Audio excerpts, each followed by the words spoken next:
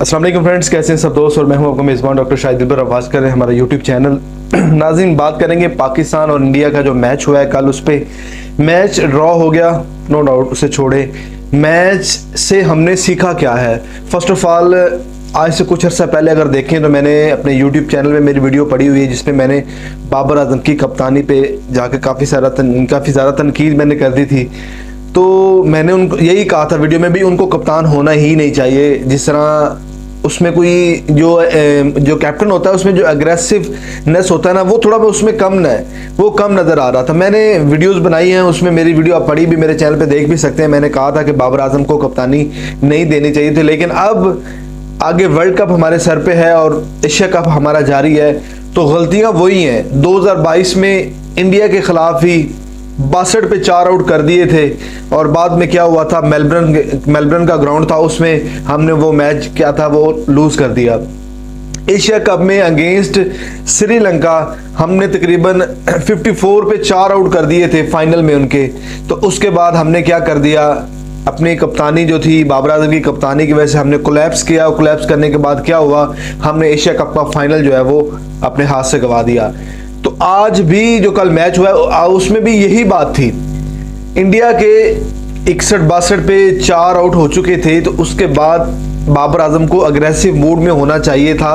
अपने जो पेसर थे उस पर थोड़ा सा बिलीव और करना चाहिए था, उनको लगा के इनमें से दोनों में से जो एक विकेट कोई भी ले लेता विकेट, अगर ये आउट कर लेते तो हमारे जो वर्ल्ड क्लास बॉलर थे पेसर, उनको लगाना चाहिए था मजीद, लगा के हार्दिक पांड्या और उसके बाद ईशान किशन को खुल के खेलने का मौका नहीं देना चाहिए था। क्योंकि ये ईशान किशन जो है वो 200 का आंकड़ा खेल चुका है वनडे में और पूरी सलाहियत रखता है बड़ी इनिंग खेलने में और मैच को बिल्ड करने में, और वही उसने रात को रोल अपना जो है वो प्ले किया और एक अच्छे स्टैंड बोर्ड पे जो रन्स था वो लगाया। क्योंकि हर बंदा कह रहा था कि इसी ग्राउंड में 250, 240, 245 जो रन्स था ये बड़ा ही अच्छा स्कोर था, लेकिन हमने क्या किया, 266 बनवा दिया उनसे।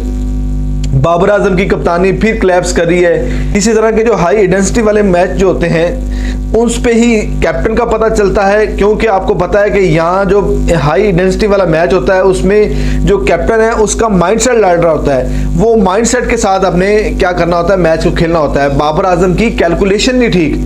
क्यों कैलकुलेशन नहीं ठीक है, मैं क्यों बता रहा हूँ कि मेलबर्न में जब आखिरी ओवर नवाज ने किया था, क्यों किया था, क्या रीजन क्या थी कि बाबर आजम फिर मिस कैलकुलेशन कर गया और ओवर की वजह से लास्ट पे एक ओवर अच्छा फास्ट का होता तो फिर भी हम मैच जीत सकते हैं, लेकिन बाबर आजम ने वहां पे अपनी मिस कैलकुलेशन की वजह से आके नवाज को ओवर देना पड़ा और मैच हमारे हाथ से निकल गया। तो अभी ये बाबर आजम पे तनकीद नहीं है। आपने कल मैच देखा होगा, जिन जिन दोस्तों ने मैच देखा हुआ उन्होंने कमेंट्री सुनी होगी। वसीम अकरम से ज्यादा क्रिकेट के बारे में कोई नहीं जानता। सुनील गावस्कर, संजय मंजेकर, आमिर सुहेल और बेशुमार क्रिकेटर थे जिन्होंने ये बात बड़े वाज़ेह और मोटे अल्फाज में कही है कि बाबर आजम को यहाँ पे इन पे और थोड़ा सा प्रेशर बिल्ड करना चाहिए था। विकेट सारी 2 रहती थी, 2 विकेट्स रहती थी, उनमें से किसी एक को भी आउट करते फिर भी दूसरी साइड पे आपके पास, आपको पता था बिलोजी अब मजीद 5 आउट हो गए हैं, प्रेशर और बिल्ड हो गया, तो हम क्या कर सकते हैं, इनको 150 के राउंड अबाउट जो थे हम रोक सकते थे, लेकिन हमने ऐसा नहीं किया।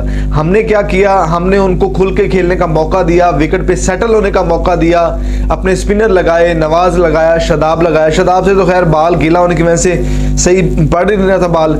उसके बाद अब जब हम शदाब को लेके आए हैं, शदाब को लेके आने के बाद आपको पता है कि हमने यहाँ पे विकेट लेनी है, तो शदाब को जब लेके आए हैं तो हमारे जो बाबर आजम कैप्टन साहब है उसने क्या किया है कि स्लिप ही हटा दी है।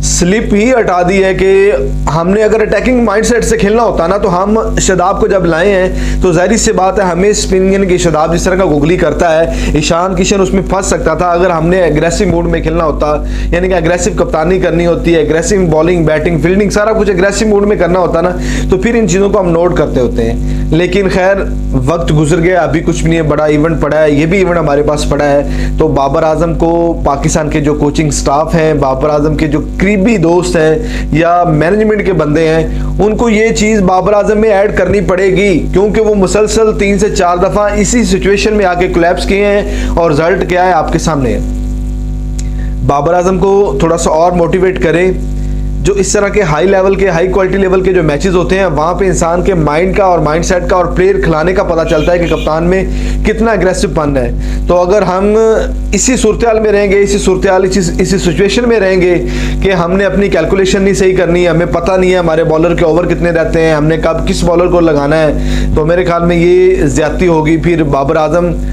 जो है वो अपनी चीज़ों से सीख नहीं रहे हैं, बल्कि वही चीज़ें जो है बार बार दोहराई जा रही हैं। एशिया कप का श्रीलंका के अगेंस्ट फाइनल मेलबर्न में 2022 में इंडिया का मैच 4 आउट, और इसी मैच में लास्ट ओवर नवाज को देना।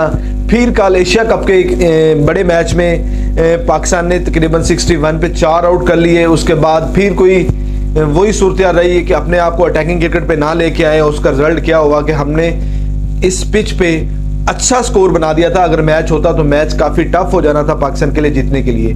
तो खैर दोस्तों, उम्मीद करता हूं अगर आपको वीडियो अच्छी लगी, अगर ये चीज़ें मैंने मेंशन की हैं, अगर वो चीज़ें सही हैं, तो आप भी कमेंट बॉक्स में ज़रूर बताइएगा, अपनी राय ज़रूर दीजिएगा कि क्या हमें बाबर आजम को इन चीज़ों के बारे में सीखना चाहिए, या जो चीज़ें हमने निशानदेही की है इसके बारे में क्या उनको उन तक पहुँचना चाहिए, बाबर आजम तक। सारे कोचिंग स्टाफ, पाकिस्तान के जो मेन क्रिकेटर्स हैं जिनकी बाबर आजम के साथ गपशप होती है, वो उनको इन चीज़ों के बारे में ज़रूर रियलाइज़ करवाएं, ताकि पता चले कि आने वाले मैचों में इस तरह की गलतियां ना हो। अगर वीडियो अच्छी लगी हो तो अपने दोस्तों को टैग कर सकते हैं, शेयर कर सकते हैं। अल्लाह हाफिज़।